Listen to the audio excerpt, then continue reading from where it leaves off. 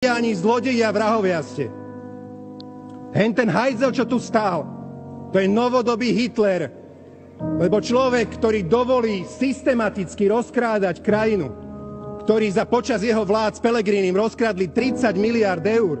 30 miliard eur. Mali by ste držať hubu a krok. Ja sa tu nebudem tváriť, že Peťko Pellegrini je panenka Mária. Není, však to je skorumpovaný zlodej. Robert Fico je diktátor. Ak Smer by náhodou vyhral voľby a ešte nebodaj by zostavoval vládu, tak toto leto bude to posledné slobodné leto Slovenska, ktoré si musíme užiť. Tieto voľby na dlhý čas určia, či Slovensko bude patriť autoritárskym konšpirátorom, alebo či zostane slobodnou krajinou so slobodnými ľuďmi. Máme na úrade vlády Putinovho poskoka a šéfa mafiánov na Slovensku. A to je hanba. Vedľa Kočnera by v tej base mal dožiť aj Robert Fico. A hodíme Ficovi pod nohy všetky polená. Tu na námestiach, v parlamente, na ústavnom súde a spolu ho zastavíme, priatelia. Zastavíme ho. Fico do basy! Fico do basy!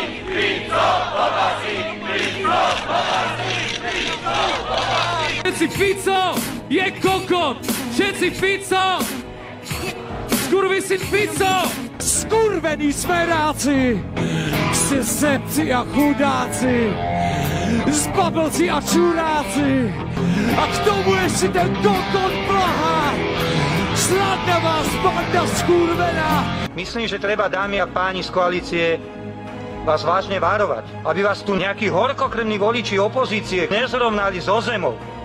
Aby vás tu nedali do laty, lebo sa k tomu približujete veľmi rýchlym tempom. A za seba hovorím, že keď sa tak raz stane, tak ja budem mať pre tých rozhorčených ľudí svoje pochopenie.